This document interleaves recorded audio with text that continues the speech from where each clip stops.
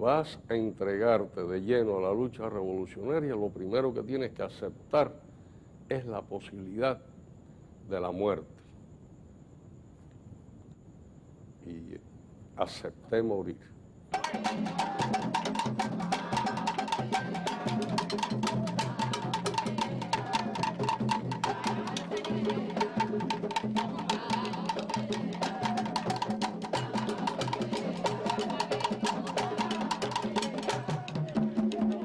Mira, por ejemplo, esta es una de las pocas fotos que yo tengo de caras de Che, que las descubrí el otro día, la imprimí por primera vez, la saqué dentro de un contexto de fotografía. Déjame buscarte la de la cámara, déjame ver. Me gusta una, la de la cámara, porque como soy fotógrafo y la cámara era mía.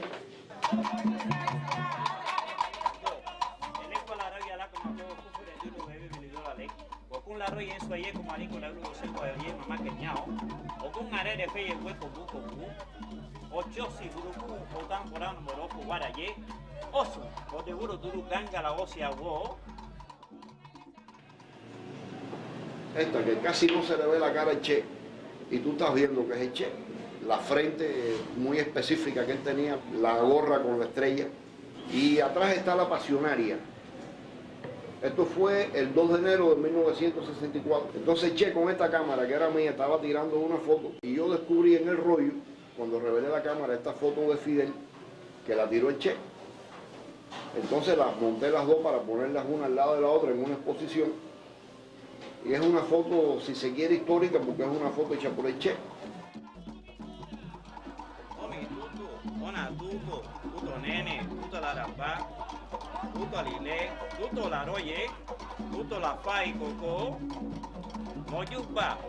Oyeyei, Ochunchagua, Etuarosa, Juan José Carretero, Alamita Boá, Olaya Citesaya, Amita La Flor, Minga La Ángela González Guzmán, Alberto Bambuca, La Chinita Julita, Francisco Feble, Filiberto Feble, Ramón Feble, Joaquín Salazar, Oquilagua, Pablo Roche, El Bolo, Juan García Barajuani, y todos los con que están en Arao, ¿no? Tuve el honor de conocer el hombre sencillo, decidido y valiente, que no luchaba por honores ni riquezas materiales, que el palpitar de su corazón era tan profundo que llevaba dentro de él el palpitar y el amor de todos los corazones honrados de la tierra, lo bueno y lo nuevo, dígase Ernesto Che Guevara, y se dirá con orgullo internacionalismo proletario.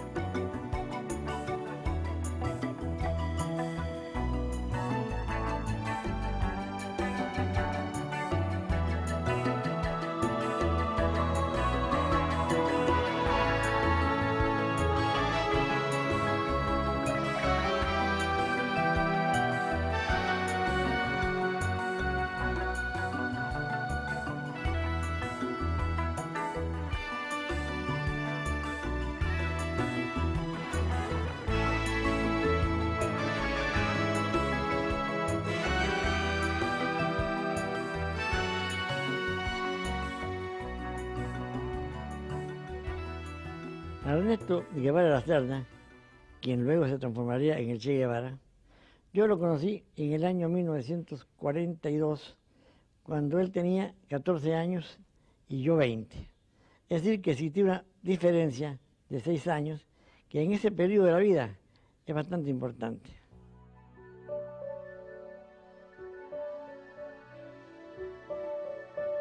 Bueno, era un muchacho muy irónico, siempre muy irónico.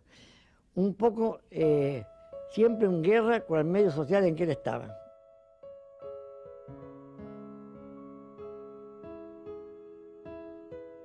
Él pertenecía a una familia que, a pesar de ser una familia de la alta burguesía, desde el punto de vista social, ¿no? O de los apellidos, no económicos. La madre tenía una cultura muy extraordinaria, además tenía una cierta concepción muy moderna de la vida. Cuando vivía en Altagracia, que era un pueblo pequeñito, andaba a caballo, ella fumaba, manejaba automóvil, se juntaba con los canillitas. Todas esas cosas las fue captando el Che, ¿no? Ernesto. Y se transformó en un irónico, crítico, con un sentido del humor un poco cáustico. Ese era su carácter. Él era menos antiperonista que yo.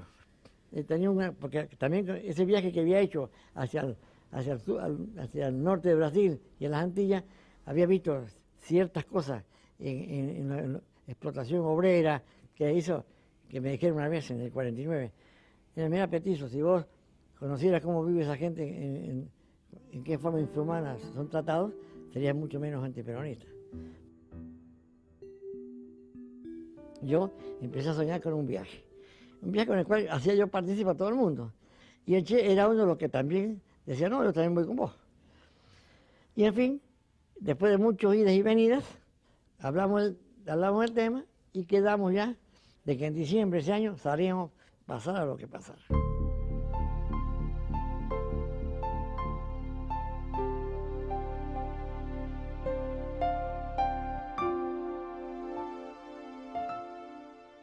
El hombre que volvió de esta gran América no es el mismo que salió de Argentina. En Guatemala conoce a un cubano, conoce a varios cubanos, y entonces varios que conoce a Ñico López.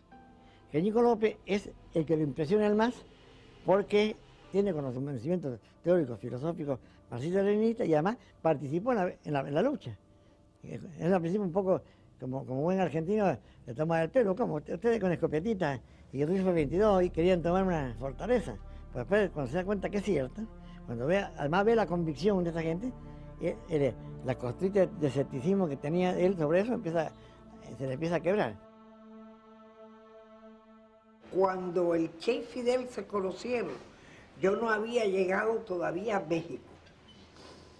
Fidel llega a México en julio del 55 y yo llego en noviembre del 55. Nos dirigimos a México para continuar la revolución y regresar a Cuba precisamente en el yate Gran Mar. Los jefes del barco, los marineros, no permitieron que yo subiera al barco, porque decían que eso era mal augurio. Y bueno, como yo no quería mal augurio, pues tampoco insistí. Yo sentí un gran dolor. Yo sentí que a mí se me desgarraba el alma, porque una embarcación de este tamañito, con 80 y tantos compañeros, y yo, la única mujer, no era posible que cupiera en el yate. Salían para mi patria a cumplir con el deber que teníamos que cumplir. Fue una felicidad tremenda, porque era el barco de la libertad.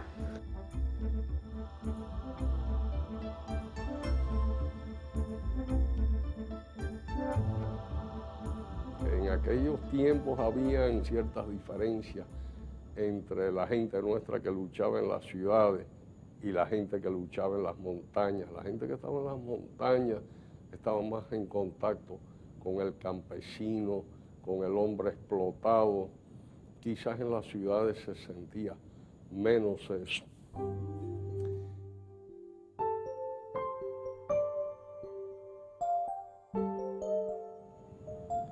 El Che venía de la Sierra Maestra y llegó al centro de nuestro país, a la provincia de Las Villas, a las montañas del Escambray. En esa época yo era el jefe del movimiento revolucionario 26 de julio en esa provincia. Había recibido instrucciones de Fidel de encontrarme con el Che para coordinar las acciones que se desarrollarían en Las Villas. Tenía una idea de la imagen del Che, había oído hablar de él, que era un médico argentino, pero bueno, en aquel grupo donde predominaban los campesinos que habían venido a conocerlo, había un hombre extraño, con un pelo largo, una boina negra y una capa que le llegaba casi hasta los tobillos. Tenía un aspecto chinesco, que la barba era una barba rala y el bigote le caía hacia ambos lados de la cabeza, parecía un asiático. Y yo pensé, bueno, así seguro que lucía Gengis Khan cuando invadió Europa. Mira, yo conocí al Che en un lugar que se llama La Plata. Y yo la imagen que tenía del argentino era la imagen de los porteños de las películas. O sea, las películas de Carlos Gardel, de Guardia del Carril. O sea, que es muy distinta a la personalidad del Che. O sea, habla pausado, tranquilo, un poco con falta de aire. Y entonces dije, bueno, porque la leyenda era que había un argentino que era jefe de una columna. Y dije, bueno, pues, pero este no es argentino ni nada de eso. Cuando yo lo conocí, el Che tenía un gran nombre en la Sierra Maestra. O sea, hacía cosas interesantes que a la gente le llamaba mucho la atención. Había cosas muy típicas de él, ¿no? Como aquella vez que puso la bandera el 26 de julio para que los aviones la bombardearan. Y ya se hablaba un poco de las cosas, esas son cosas de Che.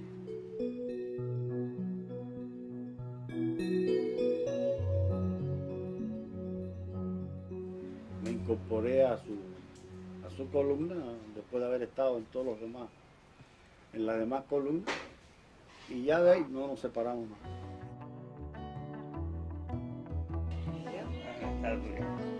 Ya estaba venido, muleta. ¿Sí usted? Sí. Trabaja de centro. Este es el hijo de a esta casa él se iba muy. Se llama, entonces me dijo, date cargo tú. Date cargo tú.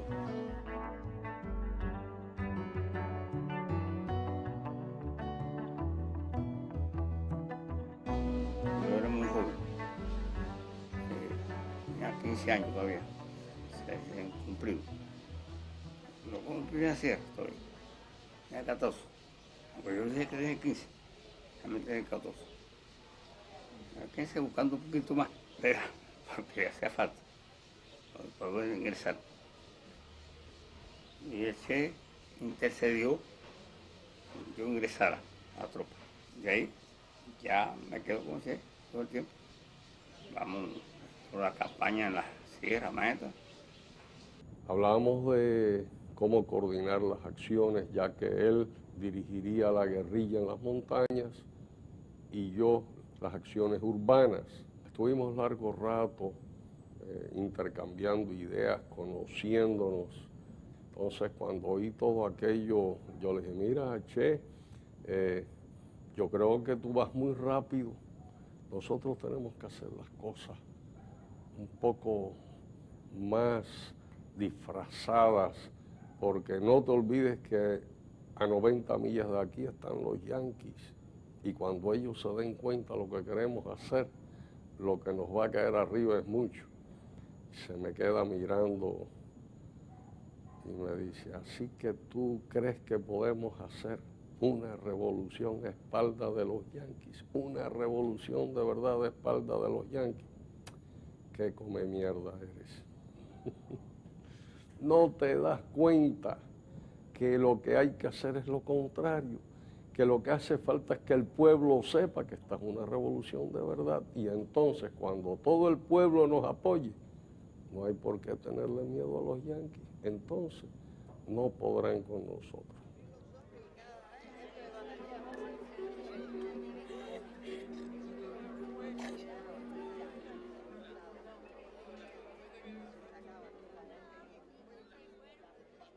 El Che Guevara no ha muerto ni morirá, porque en esta humanidad el silencio no ha cubierto.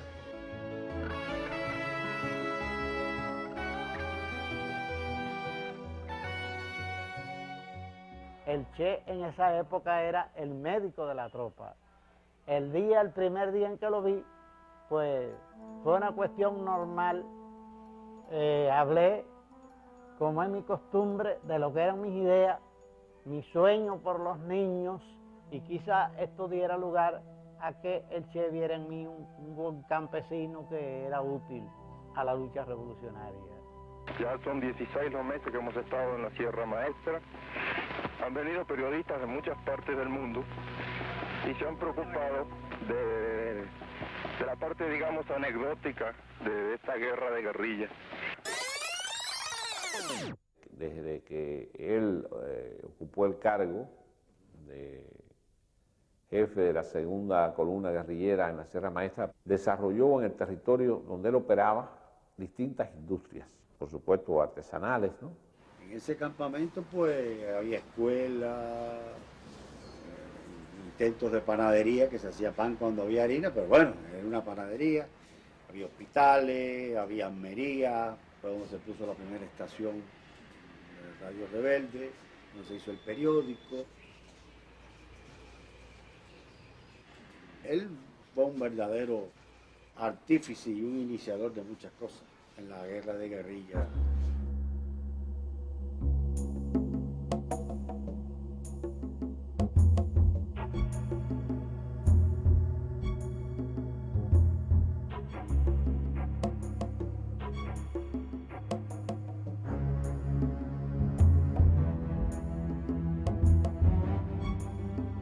Una gran parte de toda su vida, de toda su estrategia era cómo resolver los medicamentos para tratar el aneurisma extraordinario. Aguantaba los cólicos. Los cólicos, él se nebuliza, pero va por el estómago. Los cólicos, aquellos abdominales, los aguantaba con un estoicismo. Y entonces la única forma de resolverlo era ponerle un suero con cortisol. ¿Cómo se pierde el miedo? Bueno, el miedo se pierde en la medida que uno se acostumbra al peligro. Cuando uno no enfrenta el peligro y de pronto lo enfrenta, tiene mucho miedo. El que yo conozco es Fidel, tengo pruebas, he estado con él en momentos difíciles donde yo sí he tenido mucho miedo al lado de él, donde nos han estado tirando, y Fidel sereno. Y sin embargo, Fidel considera que el Che es un hombre de un valor excepcional. Y yo le he preguntado al Che, ¿tú nunca has sentido miedo? Que si he sentido miedo, claro que he sentido miedo. Así que si el Che tenía miedo, ¿cómo no iba a tener miedo yo? Él fue creando las condiciones en aquella estrategia que él usó en las villas, que fue de él. Y él fue el artífice y lo fue ejecutando poco a poco y creó tales condiciones que la gente no se podía mover de un refuerzo de un lugar a otro porque le había tumbado el puente, porque le había roto la línea de ferrocarril, habíamos partido ya la isla en dos, la gente no podía por tierra, no podían pasar para Oriente, y es cuando él empieza a tomar los cuarteles. Y el punto culminante de él, bueno, está la campaña de las villas, que en un mes tomó la provincia, que se podrá decir muy fácil, aunque recuerde que allí la bronca era 24 horas, allí sí no había descanso. Estoy hablando de la parte nuestra. Allá Camilo se enredó en Yaguajay Y le costó mucho trabajo tomar el puente de Yaguajay.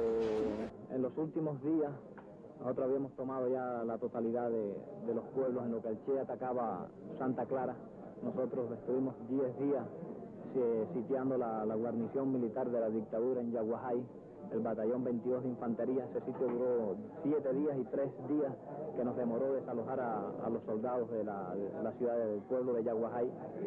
Allí, después de la larga lucha esa que duró una semana, donde en ese tiempo fue bombardeado el pueblo 3 veces.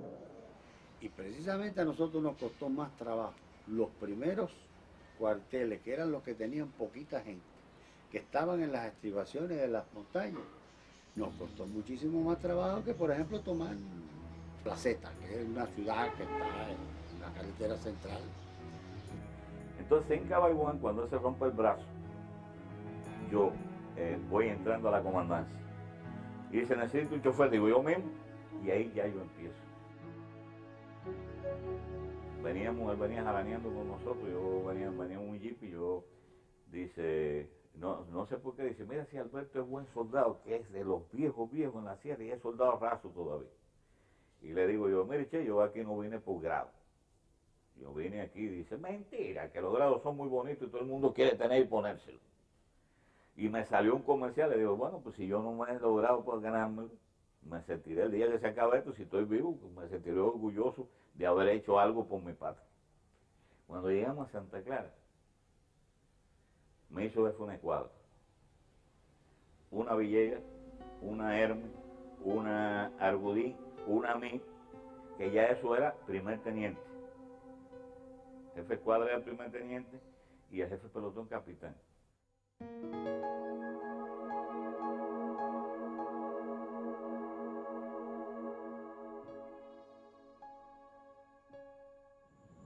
Ahora, ¿cómo se acostumbra uno al peligro?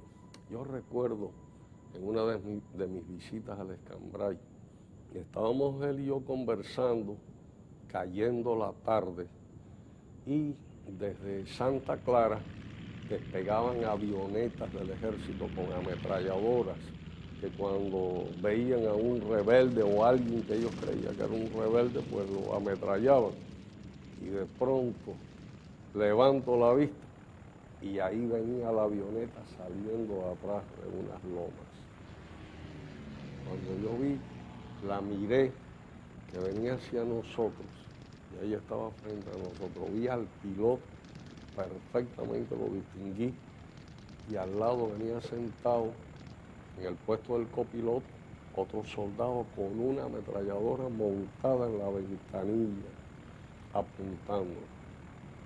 Esa es la última imagen que guardo así de la llegada de la avioneta, porque fracciones de segundos después yo estaba a más de 500 metros del lugar, escondido atrás de un árbol con un tronco de este grueso, que ni Juan Torena, nuestro famoso corredor, ni hacía nada, rompía el récord de velocidad. La avioneta, entonces, desde atrás del árbol, la avioneta, vi cómo la avioneta empezó a tirotear, a ametrallar el camino. ¿Y qué se había hecho del Che? Ahí estaba el Che con su fusil apuntando a la avioneta y disparándole. Y la avioneta a él y él a la avioneta. Ni la avioneta le dio a él, ni él le dio a la avioneta pasó y se fue. Entonces, él hizo así, se puso a mirar hacia el árbol detrás del cual yo estaba escondido. Y yo decía, ¿y qué hago ahora? Pero tengo que salir. Entonces salí de atrás del árbol, fui caminando hasta donde él estaba. Y me le quedé mirando y él a mí. Y me dijo, no te preocupes, de esto no se va a enterar nadie. Así que ustedes son los primeros. En ese momento me da la idea a mí que me pasa el brazo, me pasa también la garganta y el maxilar, la herida más grave.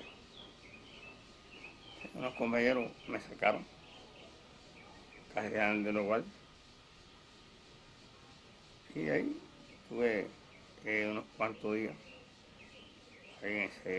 Ahí había una clínica, por suerte. Ese me fue a ver a mí. Los otros heridos más también, ¿no? Pero bueno, el más grave estaba era yo. Yo hablo con los médicos.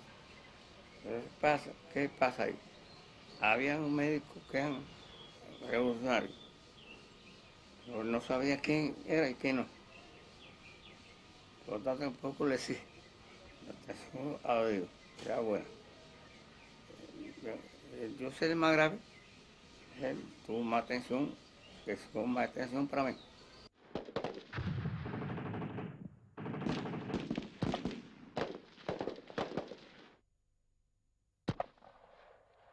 Y él había mandado a buscar el cuartel. Nosotros le habíamos tirado, habíamos 3 compañeros, le habíamos tirado 3 granadas al cuartel por un lugar, pero que aquello estaba violento y yo iba echando, de verdad iba echando. Y cuando voy bajando la lomita que yo estoy, él estaba ahí atrás. Dije, ¿dónde vas vos? Le digo, no, iba a buscarlo usted, porque ahí donde le tiramos la granada al cuartel, si se le da un bazucazo, se nos rinde el cuartel, efectivamente, porque el bazuquero empezó y no tiraba la bazuca. Entonces él la cogió y empezó taqui, taqui, taqui, hasta que salió un bazucazo y entró el cuartel y se nos rindió enseguida.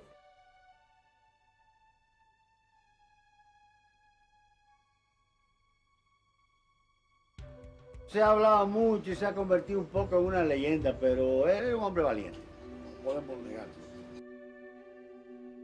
No le tenía respeto a la muerte, pero se cuidaba de ella. Él sabía la responsabilidad que él tenía. Si él se perdía el 50%.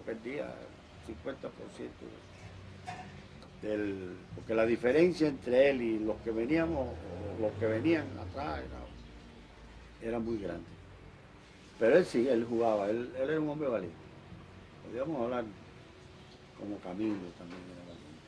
Atención, columna 8, atención, columna 8. Aquí columna 2, Antonio Maceo, columna 2, Antonio Maceo. Vamos a ver si eres tan buen locutor o tan buen comandante. Me vale decir que es una guatapería ni una chillarronada, ¿no? Columna 2, Camilo, aquí está el Che, entendido perfectamente. Soy un gran locutor. Óyeme, aquí tenemos una escuela, la escuela Marconi de telegrafistas. Aquí está Camilo con ustedes. Atención. Bueno, Che, problema, seguir las instrucciones que me diste con el hombre que te mandé 2 días seguidos allá. Así que dime si me entiendes, dime si me entiendes, y te doy el cambio, Che. Camilo, te entiendo perfectamente. Se te ha rayado el disco, tienes que cambiarlo. Óyeme.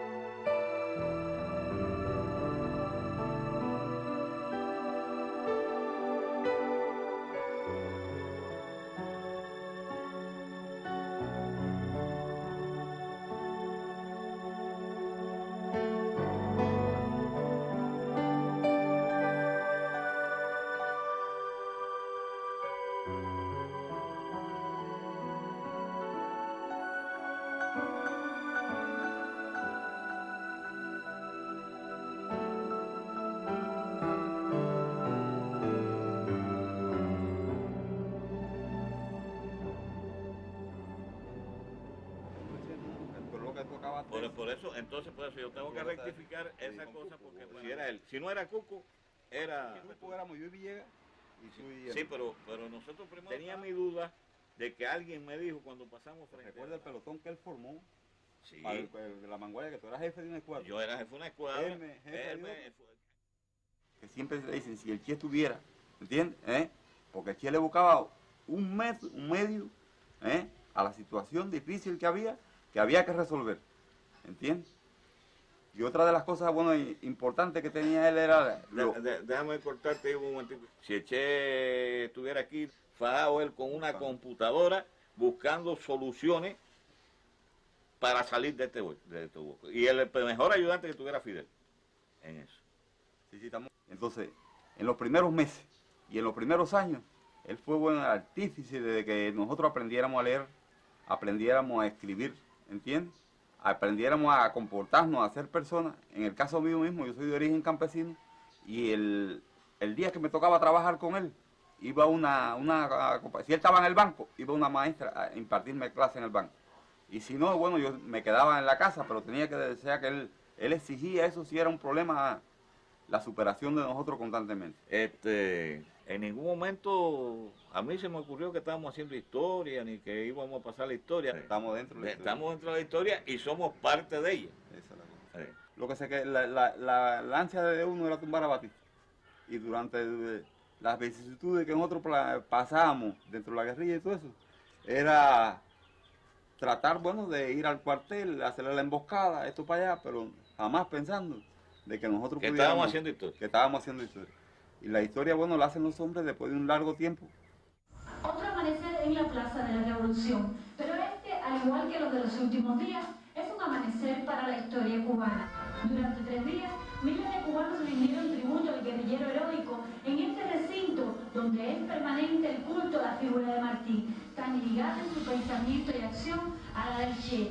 La plaza no se despidió del guerrillero, más bien le dio la bienvenida a la tierra que lo vuelve a acoger y lo amará para siempre. Esther Barroso, Noticiero de Televisión.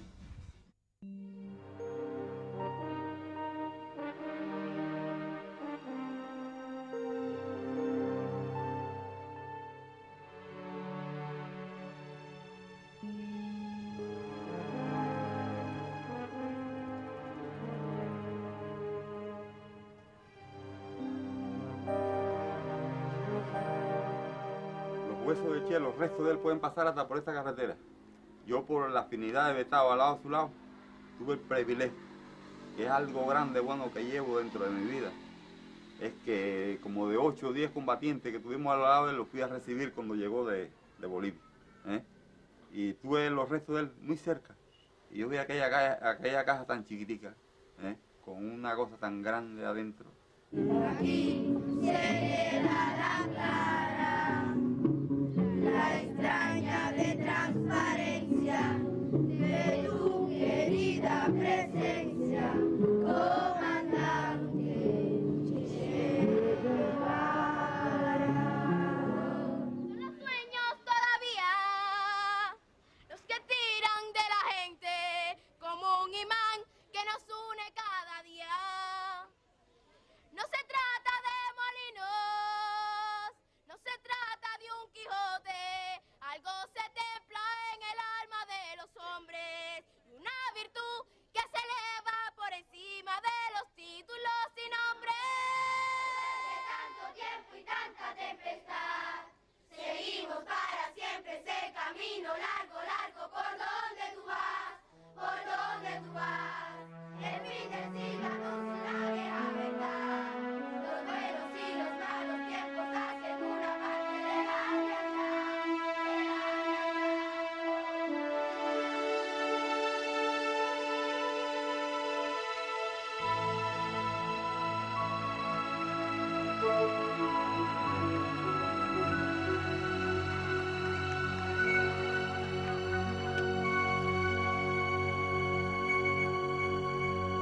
Aleida era del movimiento 26 de julio de Santa Clara, y ya la andaban buscando porque estaba quemada en la ciudad.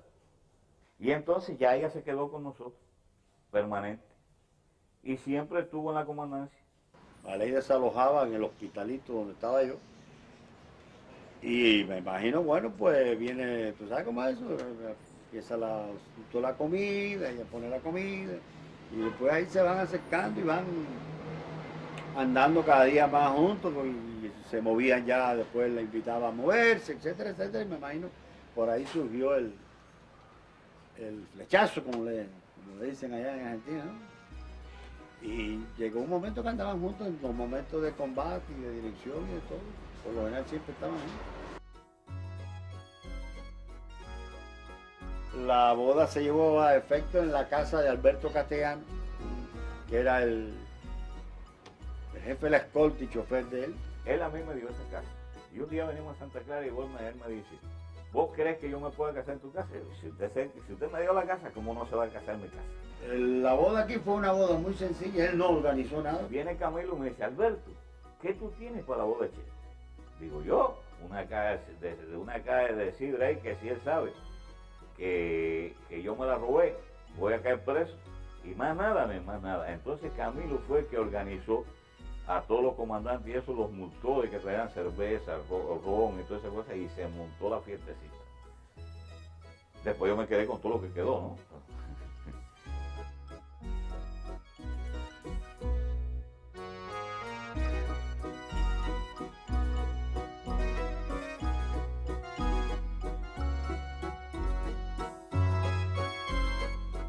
No hubo baile. No, pero no, el Che no bailaba. El Che era manco por los pies. No le tiraba al baile ni al canto tampoco. Uno sabía que estaba cantando un tango, ya te digo, porque lo reconocía por la letra, ¿no? Pero él iba por un lado y la letra iba por otro, no sé, pero él era zurdo eso. No sé si esa expresión se usa allá en Argentina. Pero zurdo es que aquí se le dice, fulano es zurdo es cuando no hace nada, no pinta nada en eso. Y estando yo afuera dándome mi trayecto, me llaman. Alberto, ya te llamo. ¿Para qué me llaman a mí? No, para que firme. Yo firmar ahí. Me había puesto de testigo de la boda a Raúl Castro y a mí. Por él. Los dos de Aleida eran dos compañeros más, que no me acuerdo, y Fidel. Esa más o menos es la cosa de... Y después, por supuesto, llegaron aquí. Y yo estaba tomando una cerveza afuera y él llegó. Me tocó por la espalda, cuando lo miro, me dice, ¿está sabrosa? Digo, riquísima. Dice, tráeme una primera vez que... Y fui y le busqué una cerveza. Era afable, era cariñoso. Él donde no transía era en el trabajo. O en las cosas mal hechas. Siempre te lo señalaba y siempre tomaba una medida, no se quedaba eso. Aunque sea te arañaba, te agarraba una oreja, pero él no dejaba pasar nada por insignificante que fuera.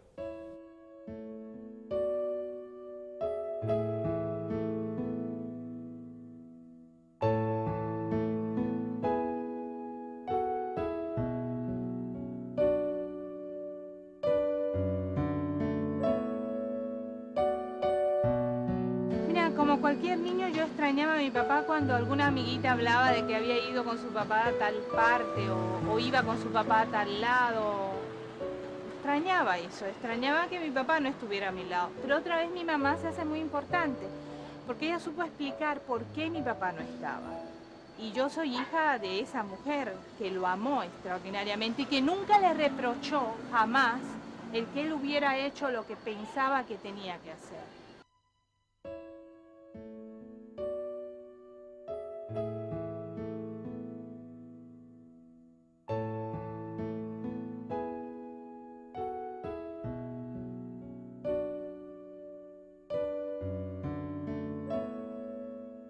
En un momento determinado puedo extrañar la falta de la caricia del hombre, pero como lo llevo muy dentro y sé la magnitud de su amor, me siento satisfecha con ser hija de ese hombre.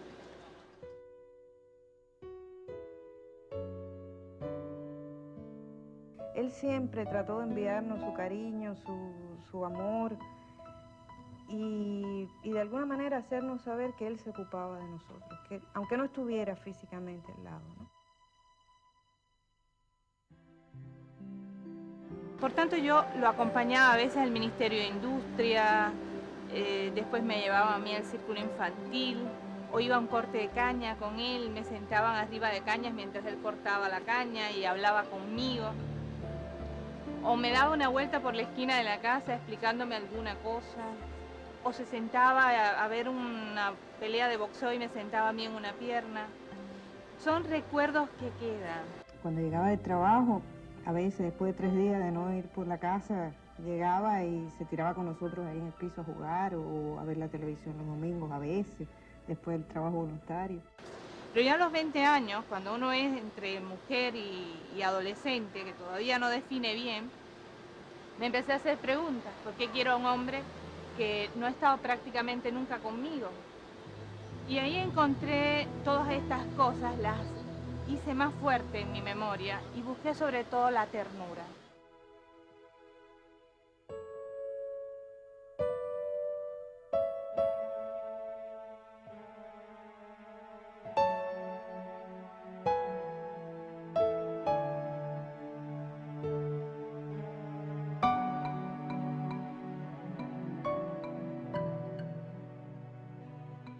Yo había estudiado mi carrera en los Estados Unidos y había tomado asignaturas en dirección de empresas, organización de empresas, porque yo estudiaba ingeniería arquitectónica.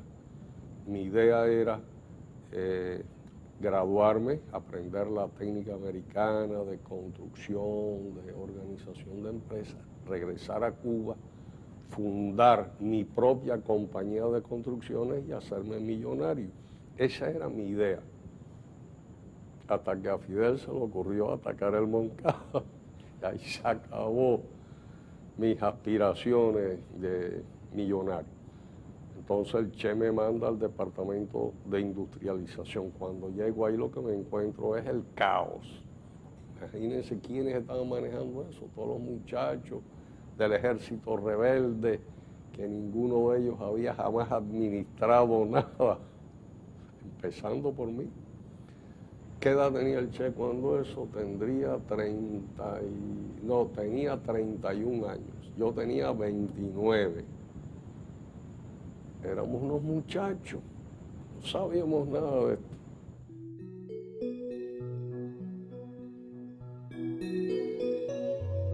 Hay una reunión con el ministro, el comandante Ernesto Che Guevara, que es donde yo lo conozco personalmente. Me preguntó sobre qué yo creía de ese tipo de industria. Le dije, bueno, que era una industria que tenía perspectiva de desarrollo porque era de la construcción y eso era necesario en el país. Me dijo, ¿eso solo nada más? Y bueno, eso solo. Me dijo, no, pero eso tiene otra importancia, que es la utilización de materia prima cubana, desarrollo de una tecnología cubana, y el empleo de trabajadores que es necesario. Este país lo primero que tiene que hacer es darle trabajo al pueblo para que tenga un medio de sustento que no lo tenía. Es verdad que había un gran desempleo y además para que tengan confianza en la revolución.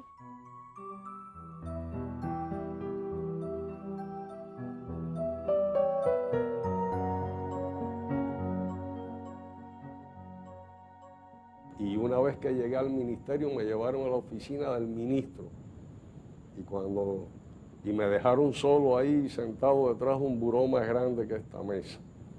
Y cuando me vi solo dije, bueno, ¿y qué hago ahora? No tenía la más mínima idea. Entonces me dicen que, dadas las condiciones que en esos momentos atravesaba el país, de un analfabetismo bastante alto, pues había que escoger a la gente, el personal que tuviera alguna escolaridad, que pudiera desarrollar un trabajo administrativo que tuviera acorde con el desarrollo de esa industria y con la capacidad del hombre que la dirigía. Ese final del año 60 empezamos a recibir primeros asesores checoslovacos, porque ya estaba tomada la decisión de reorganizar la economía cubana, los ministerios cubanos sobre la base del socialismo. Empecé a trabajar en el Ministerio de Industria. El Ministerio de Industria se creó como una organización extraordinariamente amplia. Fueron de dos viceministerios, el Viceministerio de Industria Básica y el Viceministerio de Industria Ligera.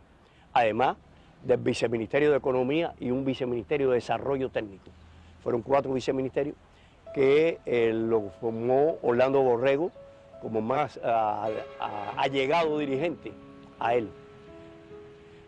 El Che siguió muy de cerca el proyecto organizativo y lo único que desaprobó fue los muebles que le habíamos puesto en su oficina, porque dijo que eran muebles poco modestos y tuvimos que muy rápidamente cambiarle las sillas, toda una serie de muebles y ponerlos acorde con lo que él quería, que era un despacho muy sencillo, muy modesto, acorde obviamente con su personalidad y todos esos rasgos que tenía de austeridad.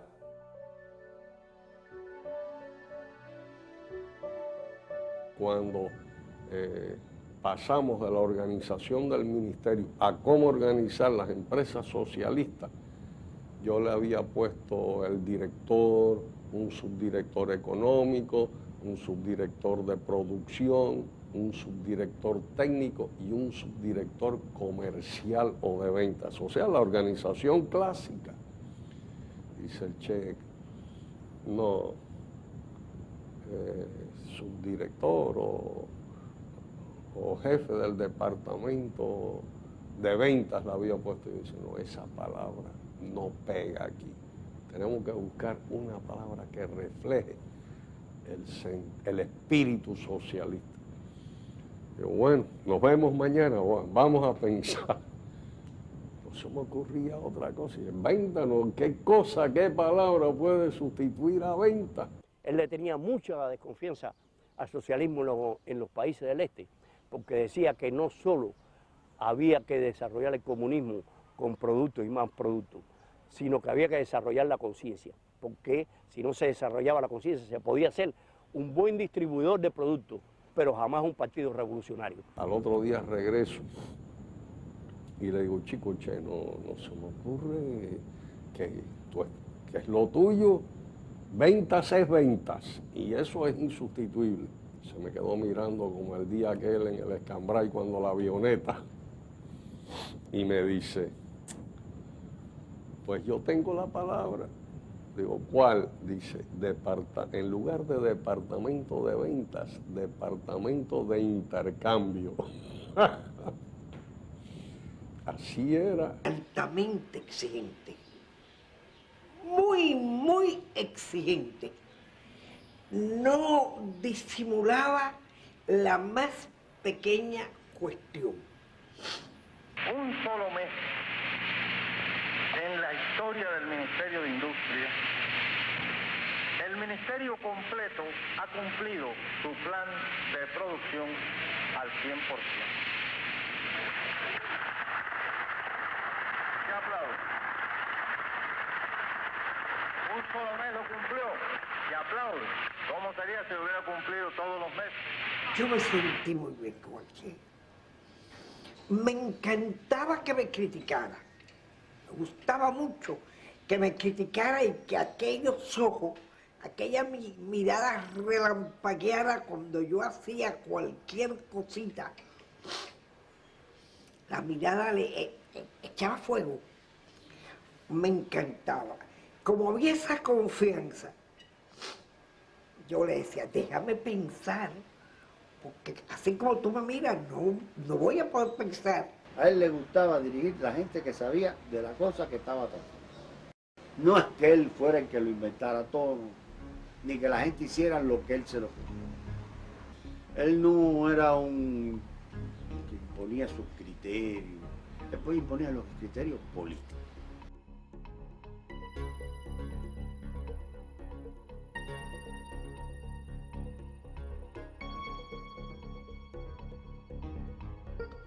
Yo le pregunté qué usted entiende por burocratismo. Y me dijo, no es lo que yo entiendo, es lo que está definido. Bueno, pero que está definido. Y me dijo, burocratismo es la demora en la solución de los problemas por trámite innecesario. Mire qué concreto fue la definición de lo que era burocratismo. Él estaba consciente de eso y él veía muchas situaciones con ese problema. Tan es así que él defendía mucho el estímulo moral, porque el estímulo moral desarrolla la conciencia. Así empezamos porque con Batista escaparon todos sus ministros porque eran tan ladrones y tan criminales como él. Llenamos un vacío. Primera experiencia, fíjense qué cosa.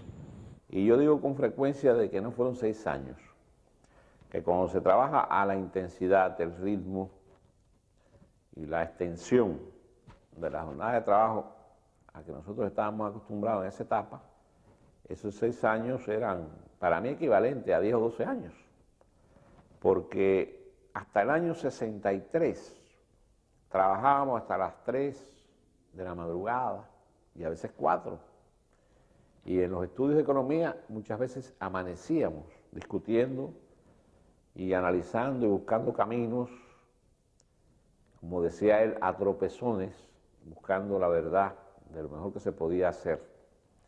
Y en el año 63, una noche, despachando con él, me dijo, ¿qué te parece, Borrego, si hacemos determinadas concesiones? Digo, ¿cuál, comandante? Dice, bueno, estamos desgastándonos mucho y te propongo que trabajemos hasta la 1 de la madrugada.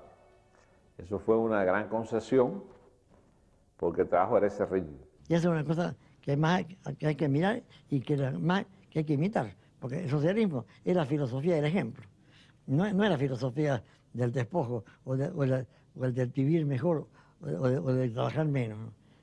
Si tú quieres llegar a un mundo nuevo, tienes que cambiar, y para cambiar tienes que hacer tú con el ejemplo. Quiero decir que nadie ha podido cavar al ritmo del sol y que nadie todavía ha cortado una espiga con amor y con gracia.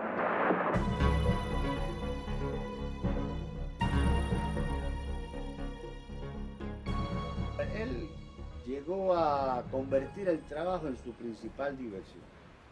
Sí. Otros lo emplean en ir a nadar al mar, a la piscina, ir a la playa.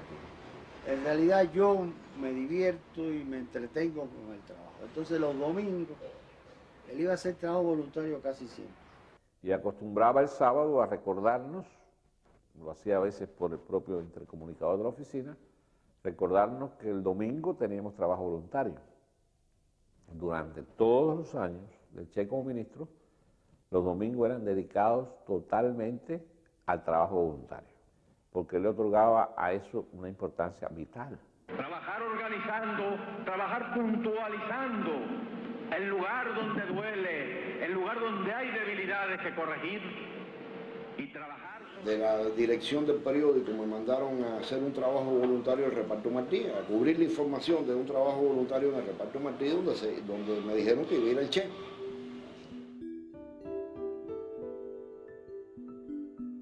Allí llegamos con un ratico antes de las 6 de la mañana. Y al poco rato llegó el Che con una delegación comercial china, que era la primera delegación comercial. Y el Che los invitó a participar en el trabajo voluntario.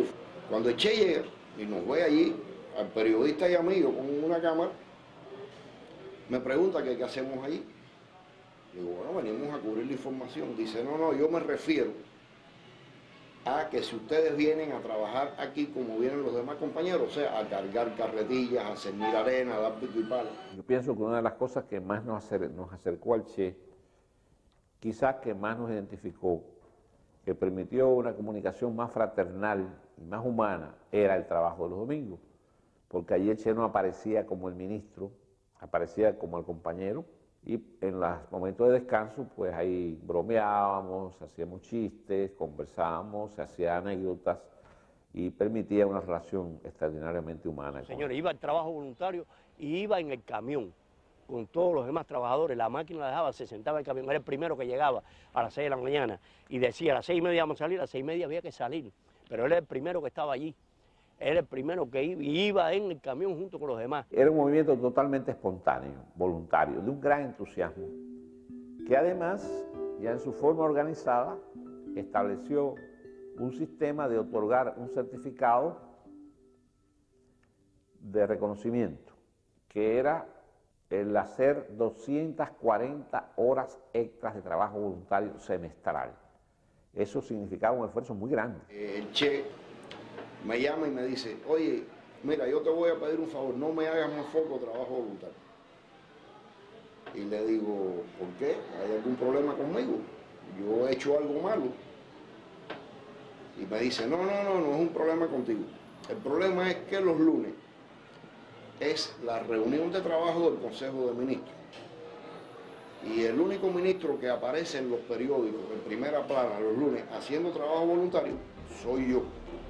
Y entonces no me sigas haciendo más fotos. Tú le dices al director del periódico que yo te dije que no me hiciera más fotos de trabajo voluntario, pero tú sigues viniendo a hacer trabajo voluntario los domingos con nosotros. Pero ese era el Che. El Che era un hombre de este mundo. Hay gente que lo pone como un hombre agrio, un hombre duro, y para nada. Yo siempre explico que el Che no era como jefe guerrillero un hombre blando, ni podía serlo, porque un jefe guerrillero no es un blando. Y como ministro era un hombre exigente, exigente sobre todo para que las tareas se cumplieran. El que cumplía bien, el que trabajaba con amor, el que trabajaba con calidad, no tenía ningún problema con el Che. A él le dolía mucho cuando estaba voluntario y no estaba bien organizado y se iba ahí y se perdía el tiempo. Me despido de ustedes porque voy a cumplir con mi deber de trabajador voluntario. Quiero decirles honestamente que el Ministerio de Industrias va último en la emulación y que tenemos que hacer un esfuerzo para poder cumplir aquello que nosotros mismos decimos, de aspirar a ser los mejores. En todo caso, en la próxima asamblea, el año que viene, les contamos el resultado. Hasta entonces.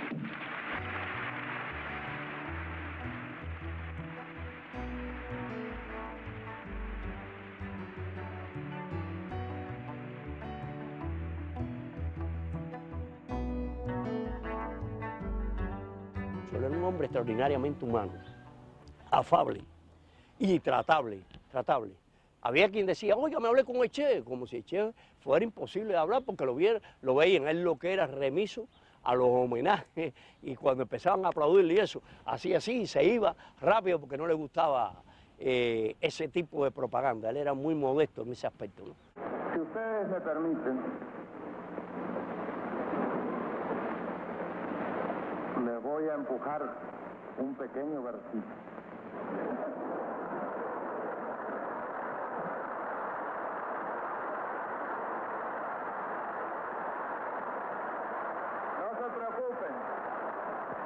No se preocupen, porque no es de mi propia inspiración, como dicen.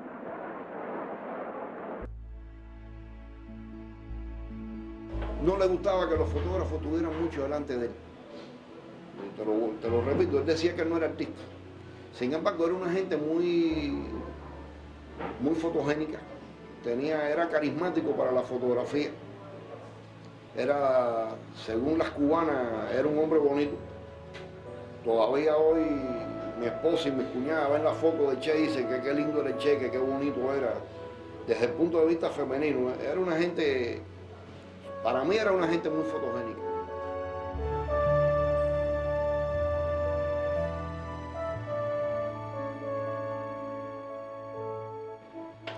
Yo tengo una foto en una recepción en la Embajada Checa donde yo tengo unos 5 fotogramas. Y los 4 primeros, el Che no sabe que yo estoy. Él está hablando con un grupo de militares del ejército checo que estaban aquí en Cuba, en la Embajada. Ya el quinto fotograma él me mira, y el sexto tengo una mirada que me está diciendo con la mirada que me acaba de ir. O sea, ya se dio cuenta de que yo estaba un poco más de tiempo. Ahí me voy, yo no tengo más fotos de Che, pero la foto la tengo ahí. Yo te estaba hablando de las miradas irónicas de Che. Mira esa mirada que tiene. Ahí está mirando para el fotógrafo. Como diciendo, y yo que lo conocí un poco, él te decía, ya, no tires más fotos. El 5 de marzo de 1960, Fidel Castro iba a hacer el discurso fúnebre por las 136 personas que murieron en un criminal sabotaje a un barco francés que había llegado a La Habana cargado de armas.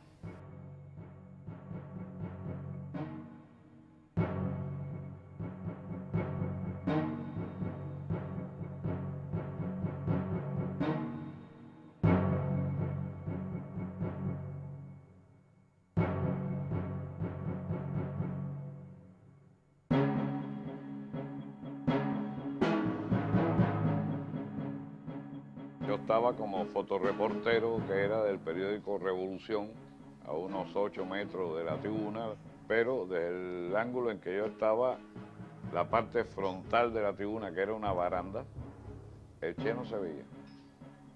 Él estaba en un segundo plano. Entonces, yo estoy paneando mi cámara, retratando a todos los ministros, figuras, el discurso de Fidel y eso, y en un momento impreciso, indeterminado, no pensado, emerge del segundo plano hacia el borde de la tribuna, el Che. A mí me sorprende, me coge así casi de susto la mirada tan fuerte que tenía.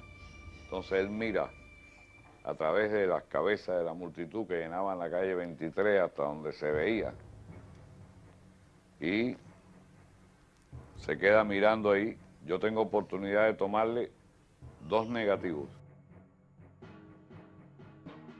Un primero que tomo con la cámara en horizontal y después tomo uno con la cámara en vertical.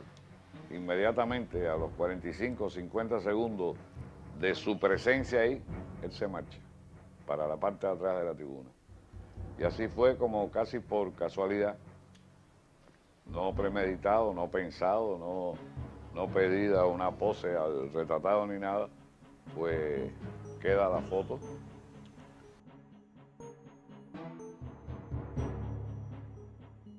Visita mi estudio un italiano.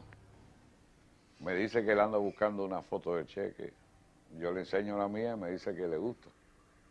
Entonces me manda a hacer 2 copias y yo se la entrego al día siguiente. Inclusive me preguntó que cuánto tenía que pagarme y yo le dije que nada. Este italiano era Gian Giacomo Pertinelli, un editor de una casa de Milán muy poderosa. Y como a los 3 o 4 meses de ese regalo que yo le hice de la foto, asesinan a Che en Bolivia. Y el hombre rápidamente, con un instinto comercial muy claro, hace un póster, un afiche de 70 centímetros por 1 metro de altura. Y ahí hace explosión en el mundo de la foto.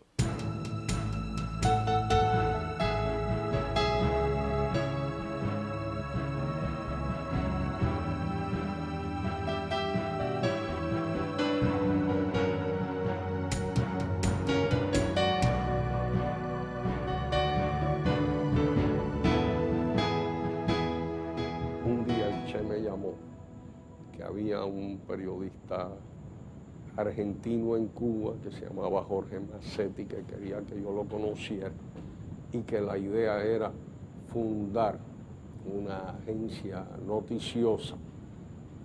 Cooperé con él siguiendo las orientaciones del Che en todo lo que pude.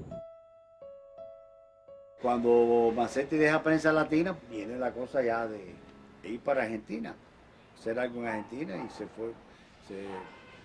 se mandaron gente y se iban creando condiciones, etc. Él impulsó el proyecto de la guerrilla de Salta, que fatalmente fracasó. Me acuerdo que yo llego a Bolivia el día de la primavera y vamos a Tarija. Y en Tarija vamos al campamento. En el campamento ya me encuentro a Hermes, me encuentro a Massetti. Massetti jugó un papel importante en todo ese mecanismo. Primero en la organización de la guerrilla en Salta. La gendarmería parece que se enteró, algo falló ahí el asunto de aquello. Inclusive hoy todavía no se sabe bien dónde está Massetti. Murieron allí compañeros cubanos, incluso murió un compañero de su propia escolta.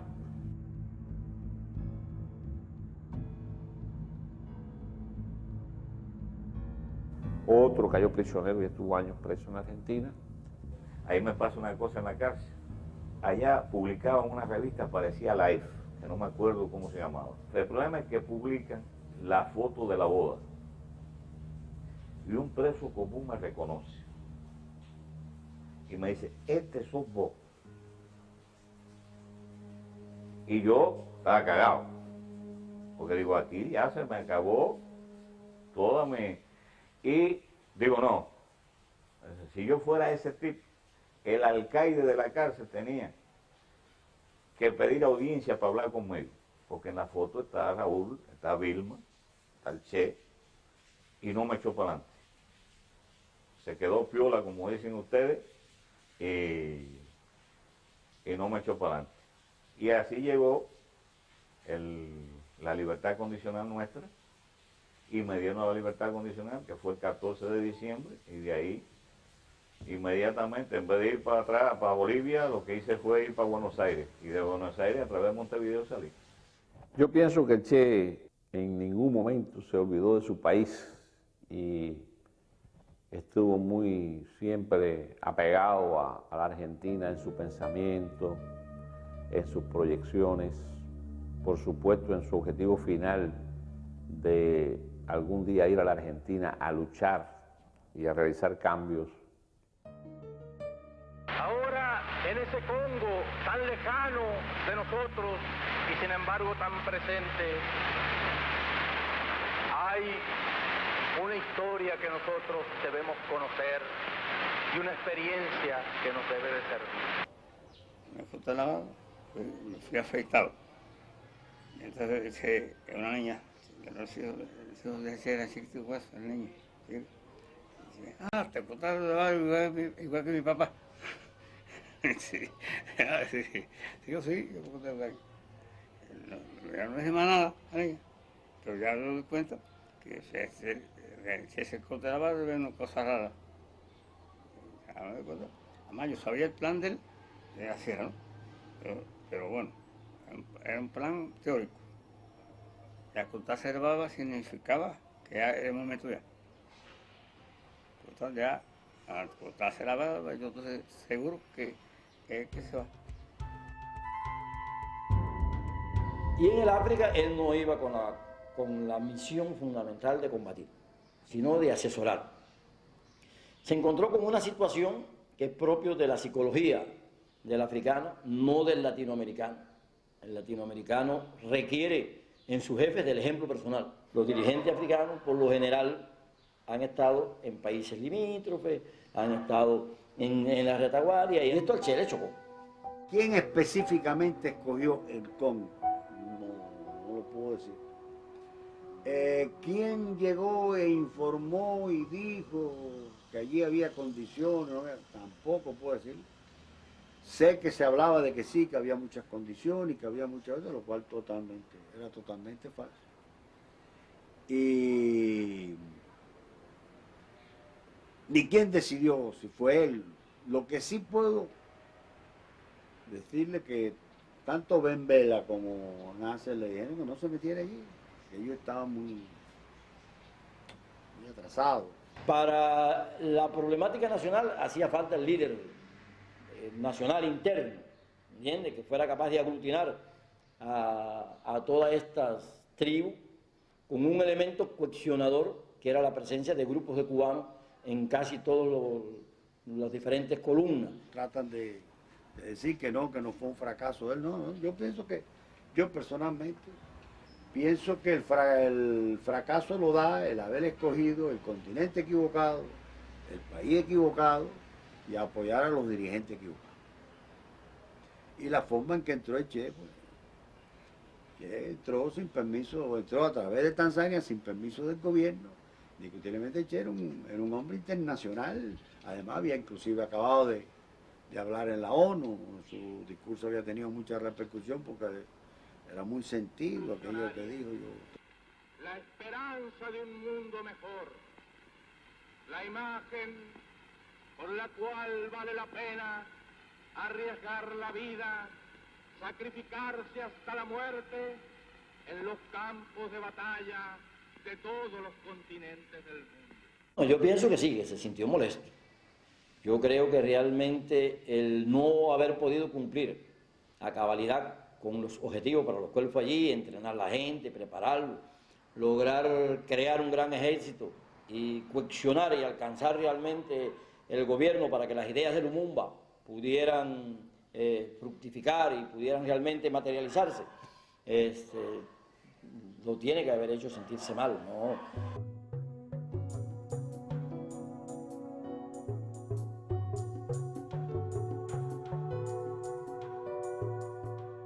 Creo que en algunos momentos en esa valoración de ese sentirse mal es un poco injusto con él mismo y lo cataloga como un fracaso.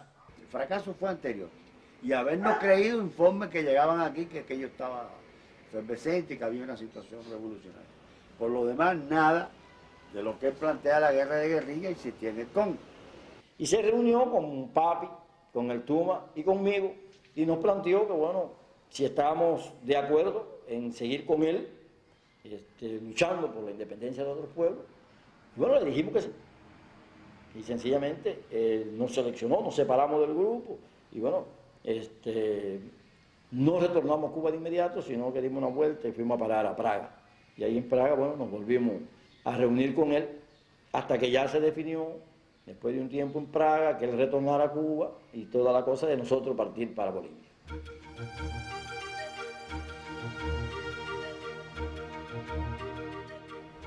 La ida para Bolivia, no creo que aquello haya tenido mucha preparación.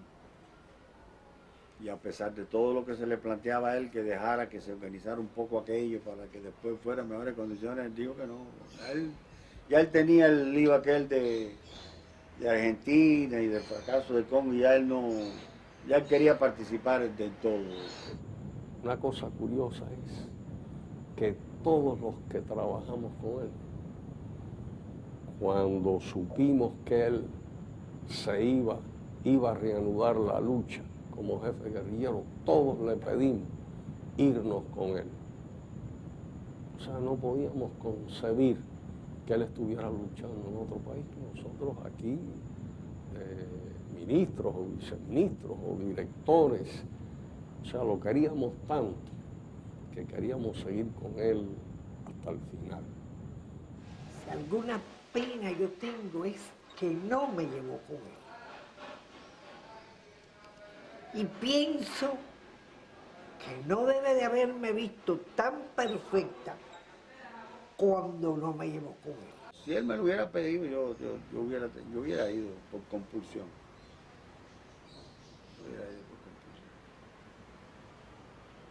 Pero ya había demasiado fracaso en toda esta cosa de la lucha. Pero yo de todas maneras por él le hubiera ido.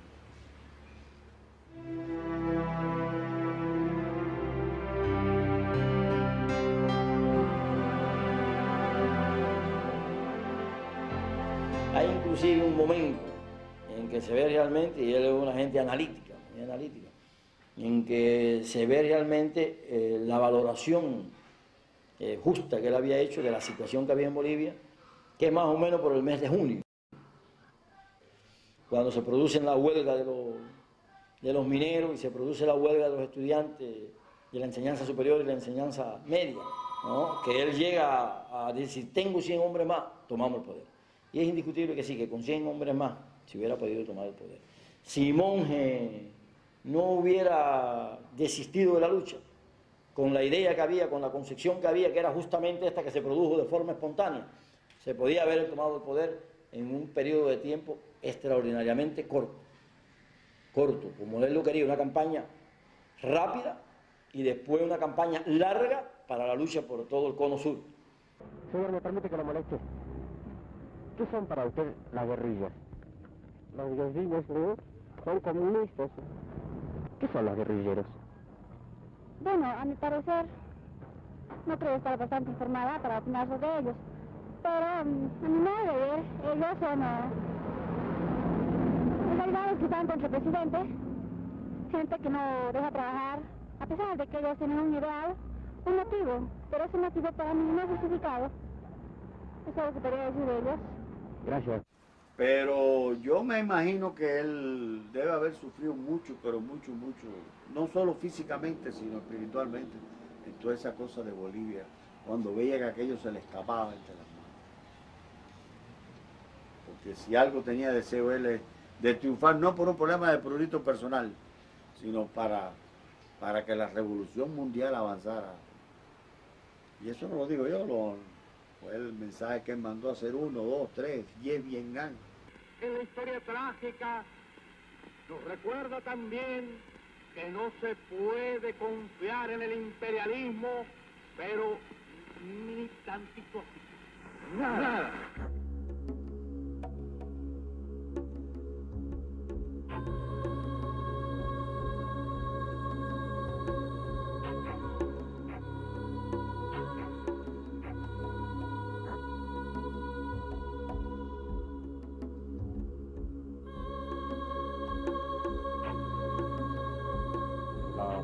Reacción fue, eso es mentira.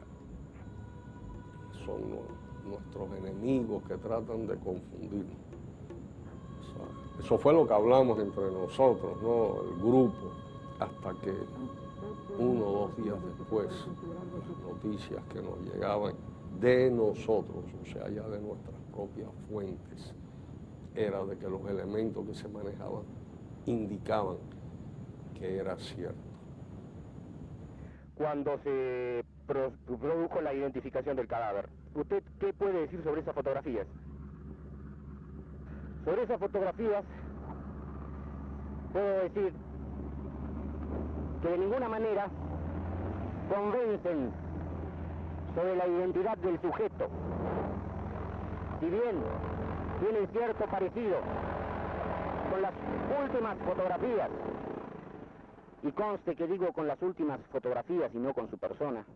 Tiene la convicción de que su hermano, Ernesto Guevara, vive, doctor. Tengo esa convicción.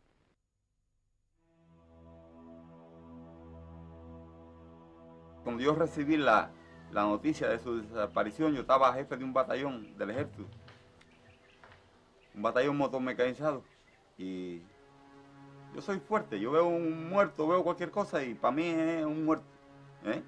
No es porque yo sea guapo, no es eso, un muerto. Y esa noticia, bueno, me vi a mi padre muerto, a mi mamá y todo eso, y uno más o menos, bueno, murieron. Pero por la desaparición de él, por los recuerdos esos que uno tiene de él y de los demás compañeros que andaban con él, vaya, a mí aquello, honestamente, como decimos los cubanos, se aflojaron las piernas, ¿entiendes? Hablamos mucho sobre la muerte, pero sí en un tono más bien de tomadura de pelo, ¿no? de la cosa inevitable, pero que no había que temerle, ¿no? Él, ya te digo, tenía un dicho conmigo que decía, yo no nací ni para abuelito, ni para ministro, ni para abuelito. La lucha es una mezcla de lo bueno y lo malo, de los logros y las desventuras. Es así toda nuestra vida. Hoy mismo no es fácil tener al Che como lo tenemos y al resto de los compañeros en esas condiciones. Después de 38 años, el legendario guerrillero vuelve a la ciudad donde dirigió la trascendental batalla de Santa Clara con su gloriosa columna 8 del ejército rebelde. Desde entonces, Santa Clara le tiene como a un hijo que ahora regresa con el 100% de su pureza y con la luz de su alma noble. Che está librando y ganando más batallas que nunca. Gracias, Che, por tu historia, tu vida y tu ejemplo. En esta difícil lucha que estamos librando hoy para salvar las ideas por las cuales tanto luchaste.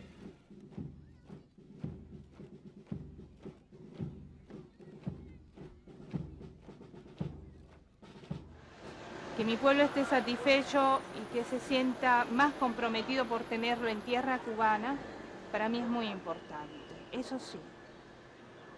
Y como hija, de todas maneras, es muy difícil ver una pequeña caja de un hombre que tú recuerdas vivo. Y eternamente vivo, fuerte, activo. Entonces eso me conmueve y podrás verme llorando en algún momento delante de esos restos. Pero nada más, nada más. Cuando yo esté a él, bueno, frente de él aquí en la plaza, o allá en la Plaza de la Revolución, bueno, no sé, bueno, lo que le pueda pensar a uno, pero se siente uno orgulloso. Honestamente. Lo único que le diría es que yo sigo siendo el mismo Alberto, al que a él le dedicó un libro, Leal Ayudante. Y que si tuviera que hacer lo mismo que hice al lado de él, lo vuelvo a hacer. Que no me arrepiento de nada de él. Cuando más sacrificio tengo, más recuerdo el Che. Y pienso que todos son pequeños ante la lucha que él desarrolló por nuestra América, cuando sus estudios, en nuestra propia sierra, y con esos sacrificios, con esa asma, el Che, pues mire, llegó a triunfar, a ser médico, a ser comandante, a ser ministro, Pero tuvo algo más, que el Che no luchaba por honores, ni por riquezas materiales. Él luchaba por el bienestar común de todos los pueblos. Es decir, que él, con su título de médico, con su grado de comandante, podía vivir como vivían muchos. Sin embargo, él renunció su grado de comandante, su cargo de ministro, y se fue a luchar por los pobres de la tierra. Tú subías desde el cono sur y venías desde antes con el amor al mundo bien adentro. Fue una estrella quien te puso aquí y te hizo de este pueblo. De gratitud nacieron muchos hombres que igual que tú no querían que te fueras y son otros desde entonces. Después de tanto tiempo y tanta tempestad, seguimos para siempre este camino largo, largo, por donde tú vas, por donde tú vas. El fin del siglo anuncia una vieja verdad.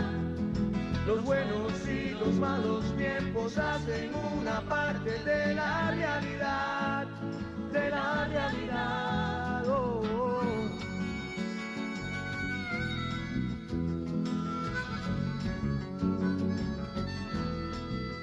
Yo sabía bien que ibas a volver, que ibas a volver de cualquier lugar, porque el dolor no ha matado a la utopía, porque el amor es eterno y la gente que te ama no te olvida. Tú sabías bien desde aquella vez que ibas a crecer, que ibas a quedar, porque la fe clara limpia las heridas, porque tu espíritu es humilde y reencarnas en los pobres y en sus vidas. Después de tanto tiempo y tanta tempestad, seguimos para siempre este camino largo, largo, por donde tú vas, por donde tú vas.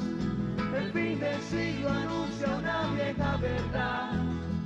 Los buenos y los malos tiempos hacen una parte de la realidad, de la realidad.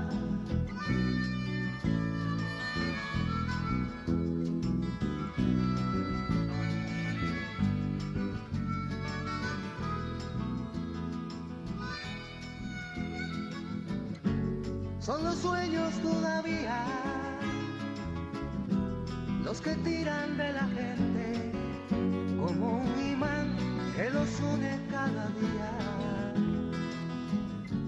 No se trata de molinos, no se trata de un Quijote, algo se templa en el alma de los hombres, una virtud que se eleva por encima de los títulos y nombres. Después de tanto tiempo y tanta tempestad, seguimos para siempre ese camino largo, largo, por donde tú vas, por donde tú vas. El fin del siglo anuncia una vieja verdad. Los buenos y los malos tiempos hacen una parte de la realidad, de la realidad. Oh.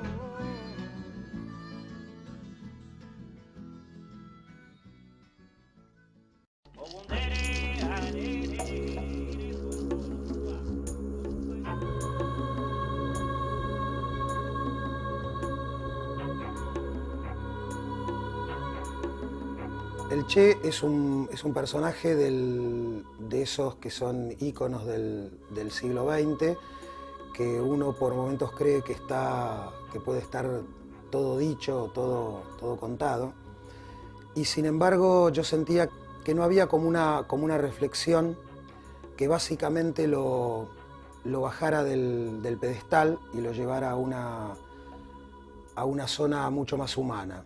La frase "Che, un hombre de este mundo" aparece en una de las entrevistas, la dice Orlando Borrego, un compañero de él del Ministerio de Economía y del Banco, y creo que acotaban lo que yo estaba buscando con el documental, que era hablar de él desde un lugar mucho más cercano, y desde ese lugar, desacralizándolo, me parecía que era un motivo nuevo de acercamiento.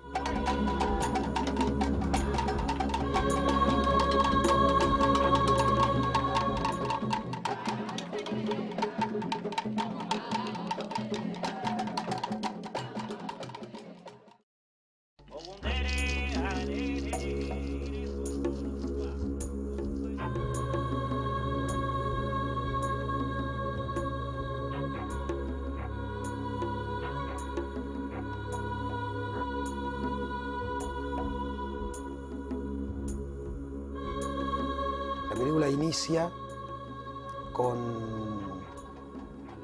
unas imágenes de santería cubana.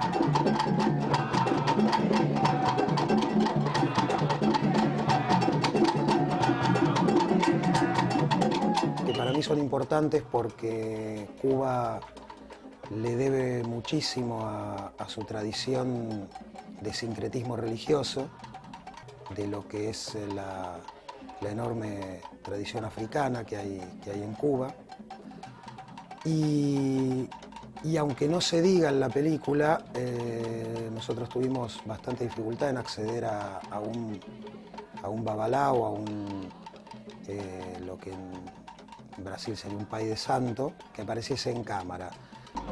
Moyupa, Oyeyei, Ochunchagua, Estuarosa, Juan José Carretero, Alamita Boá, Olaya Citesaya, Amita La Flor, Minga La Ángela González Guzmán, Alberto Bambuca, La Chinita Julita, Francisco Feble, Filiberto Feble, Ramón Feble, Joaquín Salazar, Oquilagua, Pablo Roche, El Polo, Juan García Baraguani. Lo que hace él es preguntar a los orillas, a los dioses sincretizados de África, por el Che. Pregunta por su orilla, por sus influencias en relación a la religión afrocubana, por su relación con Cuba, por sus relaciones familiares. Y aunque eso no se explique, para mí era importante que la película abriera con eso, esos huesos y esos corales que ruedan al comienzo de la película, tienen que ver con la tradición cubana fuertemente, incluso con una parte que el Che había negado, que era toda la religión afrocubana, y tienen que ver con él, y están ahí presentes. Para quien crea, es la tradición que está jugando su suerte en el comienzo de la película. Y yo creo que Cuba es eso, es la revolución y la magia, la tradición afrocubana y la pasión de esa gente por esa persona que casi no conocieron y que sin embargo hicieron propia. Y la película, en definitiva, es una forma de acercarse a un mito, desarmándolo, buscando en las piezas del rompecabezas poder encontrar a Ernesto Guevara de la Serna, un muchacho argentino, un médico, un casi médico, criado en la burguesía argentina, que el destino pone en un lugar muy, muy particular, y que él incluso no sabe que va a hacer el viaje que estos personajes, que estos amigos relatan en Che, un hombre de este mundo.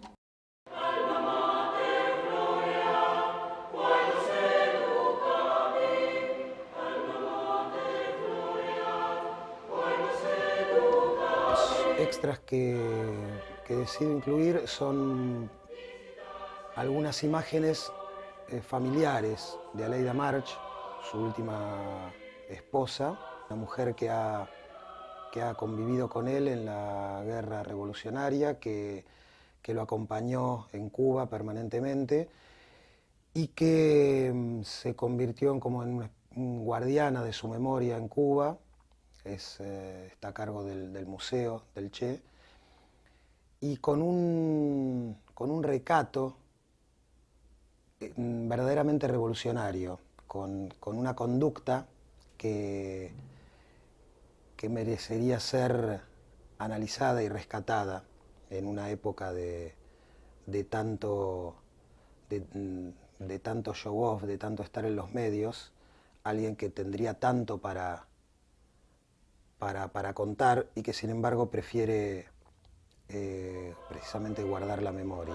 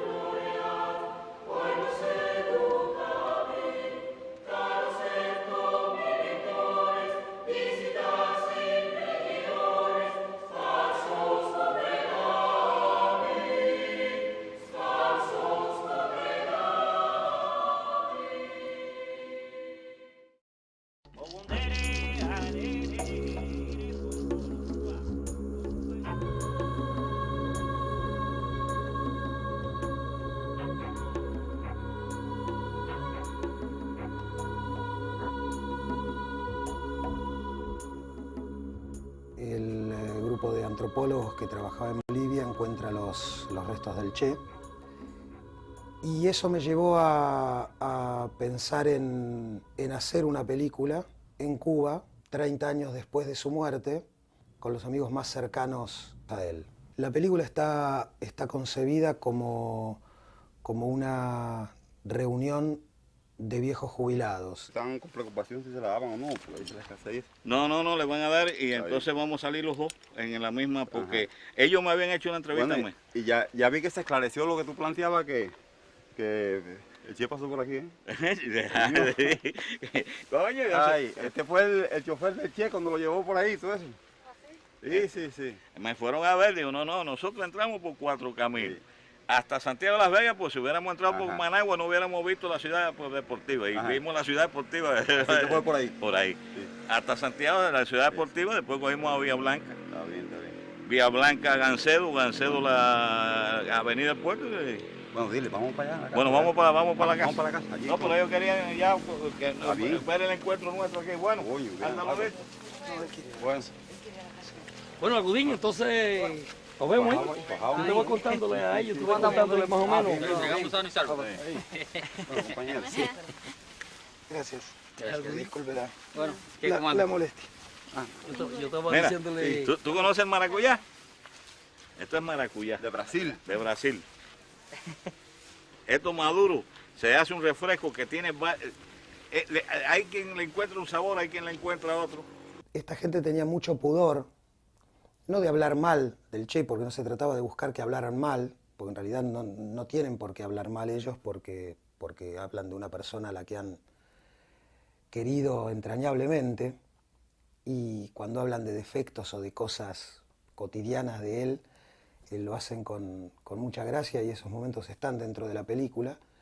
Pero hay temas que ellos evidentemente preferían evitar, por ahí algún tema conflictivo, y entonces me parece que hay como algunas cosas que están más en las miradas fuera de campo, en los silencios que ellos hacen, en alguna sonrisa mientras piensan, alguna anécdota no dicha y que no van a contar por otro lado, que no hubieran contado.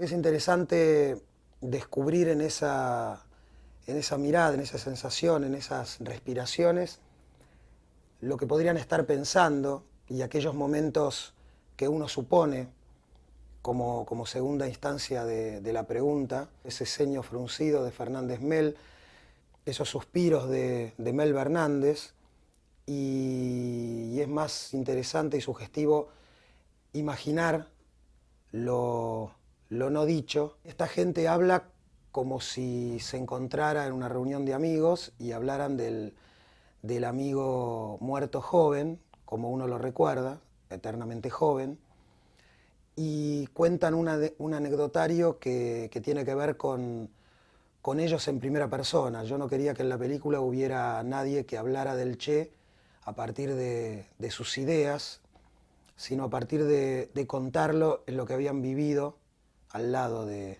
Guevara.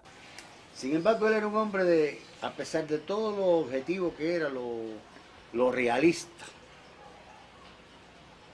que él era. Él tenía cosas como esta, la gorra que él usaba en la Sierra Maestra y cuando vino la mitad de la invasión era la gorra de Ciro. Cuando a Ciro lo mataron allá en combate contra Sánchez Mosquera. Y él usaba, era una gorra que no valía nada, ¿no? Pero tenía hasta la visera así media, pero esa es la que le gustaba. Y cuando veníamos en la invasión, que se le perdió por la noche y nunca apareció, daba la impresión que le habían quitado algo. Él se puso furioso, hombre, no furioso, pero le dolió mucho haber perdido la gorra y solamente era porque había pertenecido a Ciro Redondo. Hablan básicamente de Ernesto, hablan de Ernesto Guevara y hablan del Che como en términos coloquiales del amigo, no en términos de la figura política. Como nadie conocía La Habana, para agarrar a la gente no era fácil. Sí. Y cuando él le dio 30 pesos a cada uno, ¿te recuerdas? 10. O 10. No, 10, que después nosotros le pedimos a los demás porque yo le dije que con 10 no me alcanzaba. Y él, bueno, fue flexible en aquella época, bueno, entendió más o menos la situación. No era el personaje de la guerra más... Sí, no, era un poquito más dialéctico. Más dialéctico. Mucho tiempo vivido al lado de esa persona, en muchísimas horas en la Sierra Maestra, en combates, en horas de pensar el nuevo modelo de país y de economía para Cuba, en las discusiones sobre si había que ir o no al Congo a exportar la revolución. Yo en realidad, nosotros diferíamos en eso. Yo tenía, para mí, mi fin era ser un científico. No me gustaba ser un científico en un país donde el dinero no tuviera tanta importancia, porque llega un momento que, como en Caracas, el dinero tiene tanta importancia o que sin querer te va llevando y te va sacando de tus ideales científicos. Eso era lo primero. Así que yo seguía igual firme en mi camino. Si él hubiera vuelto en el año 53, hubiéramos podido seguir un poco más, pero yo nunca hubiera sido un participante en la guerra armada, en la lucha armada. Él sí, porque él se consideraba, y es, la vida lo ha demostrado, un protagonista. Pero no un protagonista así pasivo como yo, sino mucho más activo. Yo, por ejemplo, sí me considero protagonista. Y yo le decía, cuando haya un país liberado por ti, cuenta conmigo. Hablan con la serenidad además de quien está en el lugar correcto. Es gente que ganó una batalla, una lucha.